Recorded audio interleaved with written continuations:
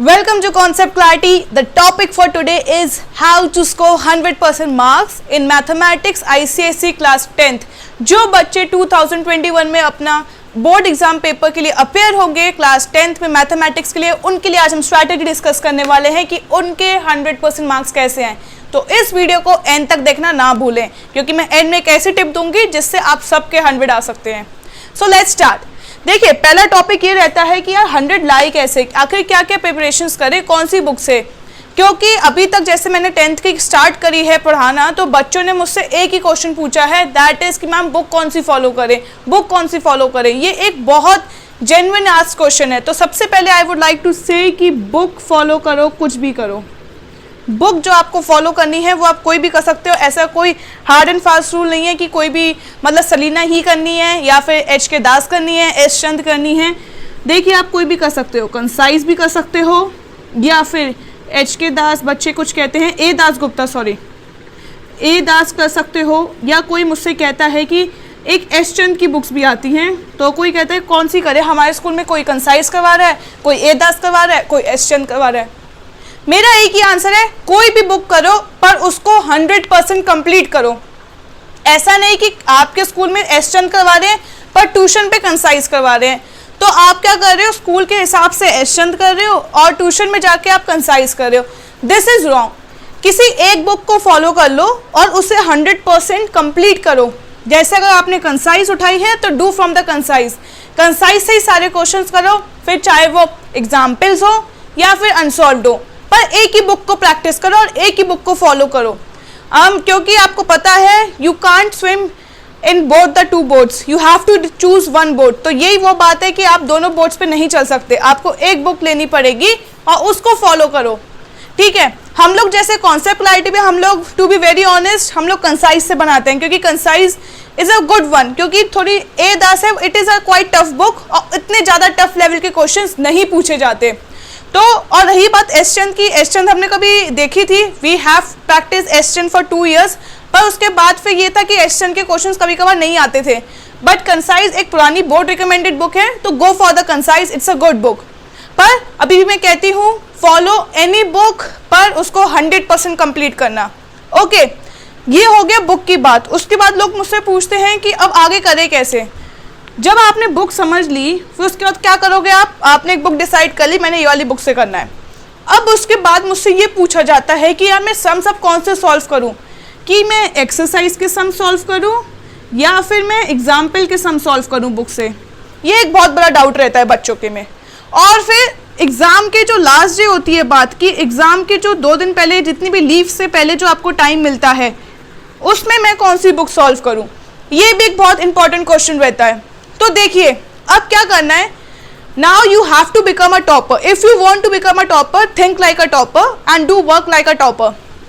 आप अभी, आपके पास टाइम है, आपके एग्जाम मैक्स टू मैक्स होंगे ज़्यादा से ज़्यादा फेब में या फिर मार्च में, उससे पहले एग्जाम्स की पॉसिबिलिटी बिल्कुल नहीं है।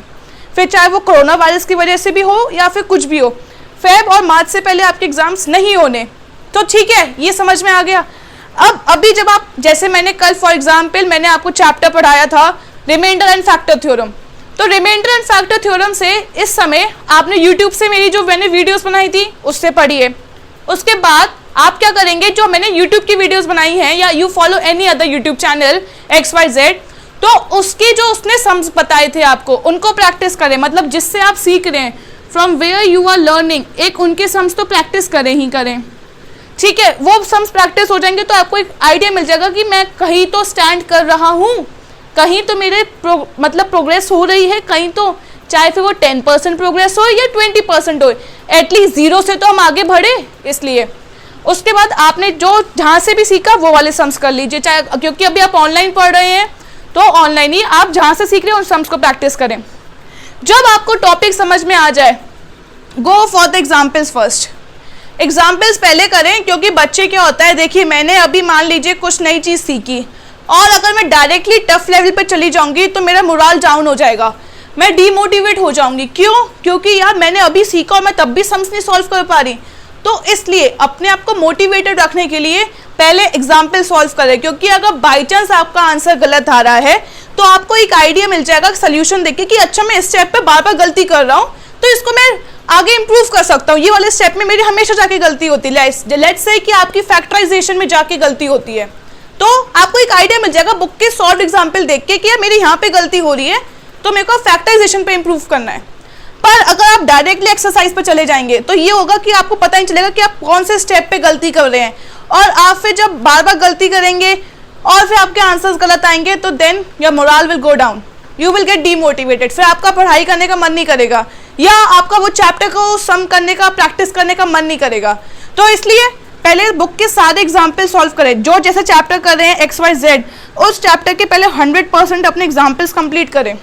उसके बाद फिर क्या करेंगे, आप एक्सरसाइज करेंगे। एक्सरसाइज करने के बाद फिर क्या करना है आप लोगों को, एक्सरसाइज में जिन क्वेश्चंस में आपका फर्स्ट या सेकंड अटेम्प्ट में आंसर तब भी नहीं आया और फिर उसमें आपको किसी दूसरे पर्सन एक्स पर्सन की हेल्प लेनी पड़ी, that to be your tuition teacher, school teacher, your brother, sister, anyone, जिस क्वेश्चन में आपने किसी की हेल्प ली है उन क्वेश्चंस को कहीं नोट डाउन कर लीजिए। अब देखिए टॉपर की स्ट्रैटेजी क्या रहती है, यहीं पे ये टर्निंग पॉइंट रहता है टॉपर का और एक नॉर्मल एवरेज बच्चे का। जिस क्वेश्चंस में आप स्टक करते हैं, मतलब जो क्वेश्चन में आपको किसी एक्सटर्नल पर्सन की हेल्प चाहिए होती है, उन क्वेश्चंस को एक कॉपी अलग से बनाएं, मेक अ सेपरेट कॉपी, उसमें आप वो क्वेश्चंस कॉपी कर लीजिए, ओके, उनको कॉपी कर लीजिए। और दूसरे वाले वो क्वेश्चंस देखिए, एक तो जहाँ पे आपको दिक्कत हुई, एक तो डिफिकल्टी जहाँ पे हुई, आप उससे कॉपी करेंगे अपनी कॉपी में, ये आपकी कॉपी रहेगी, ठीक है। एक तो डिफिकल्ट जो क्वेश्चन थे जिसमें आप स्टक हुए थे, जिसमें आप नहीं कर पाए थे फर्स्ट सेकंड थर्ड अटेम्प्ट में, फिर आपको किसी एक्स पर्सन की हेल्प चाहिए थी, वो वाले क्वेश्चंस कॉपी करेंगे।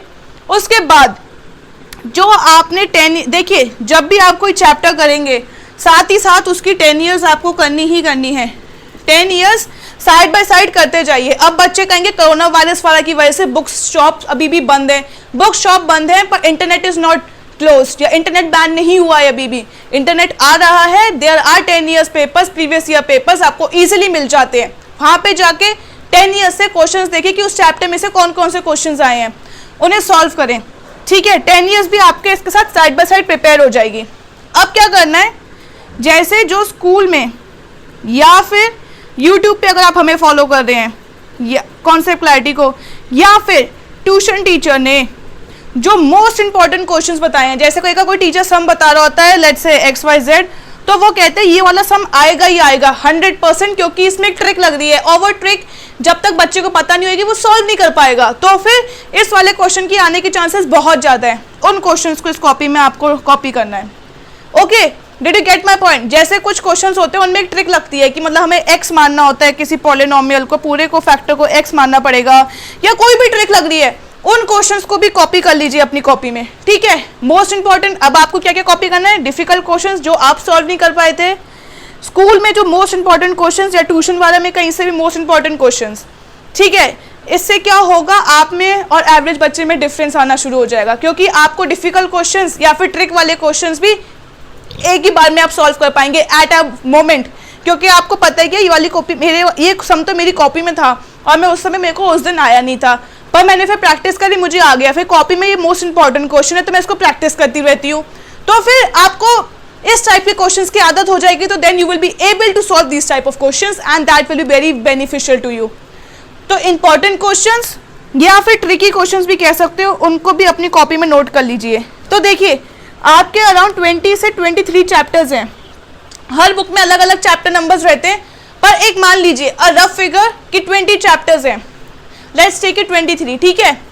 23 में से लेट्स से देखिए 23 में से मैक्स टू मैक्स आप हर अगर चैप्टर से मान लीजिए 20 क्वेश्चंस ऐसे पिक करते हैं जो इस कॉपी में फॉलो हो रहे हैं, so make it 20 into 23, this gives you out 064। ये क्वेश्चंस नंबर आपके पास हैं, you have this much of questions ready. वैसे 20 क्वेश्चंस इतने रहते नहीं है ट्रिकी अगर आपका कॉन्सेप्ट क्लियर हो तो, पर तब भी लेट्स से कि 460 क्वेश्चंस आ गए, तो approx let's take this around 400, क्योंकि 20 नहीं आते, 400 क्वेश्चंस हैं। अब मान लीजिए 400 क्वेश्चंस आपको पता है कि ये वाले मेरे को सॉलिड करने ही करने, इनमें से ही आएगा, so this is how a topper thing. तो टॉपर प्री बोर्ड से पहले, बोर्ड से पहले यही 400 क्वेश्चंस करता रहेगा, तो उसको ट्रिक आ जाएगी याद। देखिए अभी क्या है, लेट्स से मई मान लीजिए, अभी अब अगर आप ये वीडियो मई में देख रहे हैं तो मई आने वाला है, मई इज अप्रोचिंग, मई है, उसके बाद you have still 8 months. 8 months में क्या आप ये 400 क्वेश्चंस नहीं कर पाएंगे? Tell me. 8 मंथ्स में 400 questions are very possible, you can do it if you want to score 100 then you can do it. ठीक है, तो ये अब एक ट्रिक रहती है। नेक्स्ट ट्रिक की क्या रहेगी, इसको भी देख लीजिए। ठीक है, अब बात आती है एग्जाम्स की। अब आपने 10 ईयर्स कर ली है, 10 ईयर्स में जो आपको डाउट आता है उसे सॉल्व करना शुरू कर दीजिए।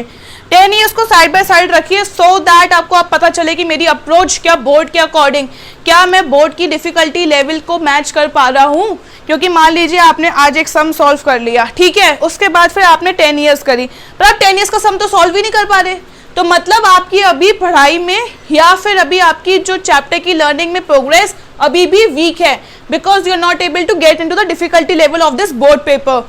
जब तक आप बोर्ड पेपर सॉल्व नहीं कर पाएंगे, देयर इज सम ब्लैक, एक अभी भी एक माइनस पॉइंट है मतलब आपकी तैयारी में। नेक्स्ट, एग्जाम से पहले तो आपको अब देखिए, जैसे बोर्ड्स प्री बोर्ड से पहले आपको क्या क्या प्रैक्टिस करना है। एक तो कॉपी के क्वेश्चंस जो आप अभी कॉपी बनाना शुरू करेंगे, और उसके बाद सैम्पल पेपर जो आईसीएसई रिलीज करता है इन दिसंबर, उस सैम्पल पेपर को करेंगे आप लोग, and that's it. I think अगर आपने अभी से तैयारी करनी शुरू कर दी और आपने अभी से क्वेश्चन सेपरेट आउट करने शुरू कर दिए और उन्हीं को प्रैक्टिस करना शुरू कर दिया, then no one can stop you from becoming a topper. और आईसीएसई का लेवल बहुत टफ नहीं रहता है, आई रिपीट, आईसीएसई का लेवल टफ नहीं रहता है। तो मैथ्स में आई कैन से कि अगर आप एग्जाम्पल्स भी बहुत अच्छे से कर ले अपनी बुक के, और अगर 10 ईयर्स कर ले, then also you will be able to score more than 95% in your maths, you will score. क्योंकि ऐसा कुछ नहीं है कि मतलब अनसॉल्व से ही आता है, इट्स अ मिथ। एग्जाम्पल्स और 10 ईयर्स से भी काफ़ी क्वेश्चन, माना डिजिट्स चेंज हो जाएंगी पर जो कॉन्सेप्ट है वो वही रहेगा। तो आई थिंक इससे ज़्यादा आपको और बहुत एक्सेस काम करने की ज़रूरत नहीं है। तो अभी अपनी कॉपी बनाना शुरू करें, ट्रिकी क्वेश्चंस 10 ईयर्स, और साथ ही साथ जो टफ क्वेश्चंस आपको लगते हैं, चाहे फिर वो एग्जाम्पल के हों या फिर एक्सरसाइज के, उन्हें अलग नोट डाउन करना शुरू कर दे, ताकि एग्जाम से पहले आप वही डिफिकल्ट क्वेश्चंस प्रैक्टिस करेंगे तो it will be very easy for you. मैं एक एग्जाम्पल देती हूँ। अगर मान लीजिए एक बच्चा रोज 100 मीटर रन कर रहा है, ठीक है, रोज उसे आदत हो गई है 100 मीटर रन करने की, तो जब उससे एग्जाम में कहा जाएगा कि 80 मीटर रन करके दिखाओ, उसके लिए क्या बड़ी बात होगी? कुछ नहीं होगी, it just will be a joke for him. क्योंकि जो बंदा रोज 100 मीटर रन कर रहा है उसके लिए 80 मीटर रन करना is very easy, it's a kid play. तो मैं यही आपको समझाना चाह रही हूँ कि अगर आप अभी डिफिकल्ट क्वेश्चंस वाला अभी से अपने प्रैक्टिस करना शुरू कर देंगे कॉपी में जो आप बनाएंगे, फिर चाहे वो 10 ईयर्स से एग्जाम्पल एक्सरसाइज कहीं से भी हो, अगर वो ट्रिकी क्वेश्चंस आप अभी से प्रैक्टिस करना शुरू कर देंगे तो एग्जाम में तो फिर आप इजी से easy questions in seconds you will be able to solve. तो इसलिए मैं आपको समझाना चाह रही हूँ, अभी से अपने मैथ्स पे ग्रिप बनाना शुरू कर दीजिए। Maths is a very scoring subject, बच्चों के 100 मार्क्स आते हैं, मेरे खुद के 98 थे, तो maths is a very scoring subject. Go for the maths, practice करें। यूट्यूब पे हमने बहुत वीडियोस डाल दिए, around we have completed 40% of your maths content, उन पर देखो, वीडियोस देखो, फिर अपने आप पढ़ो, फिर सेपरेट करना शुरू कर दो क्वेश्चन जो ट्रिकी वाला है, और फिर उनको प्रैक्टिस करना शुरू करो बार बार, ताकि आपको ट्रिक याद हो जाए कि अच्छा यार जब ऐसे सम्स आएंगे तो मेरे को ये वाली ट्रिक अप्लाई करनी है। फिर I don't think that no one can stop you in getting more than 95% in your board exam, and अगर अच्छी प्रैक्टिस रही तो 100 डेफिनेटली आएंगे ही आएंगे। Thanks for watching this video. If you like this video, kindly go and subscribe to the Concept Clarity channel as well as to the Code Effectively channel. Thanks for watching the video.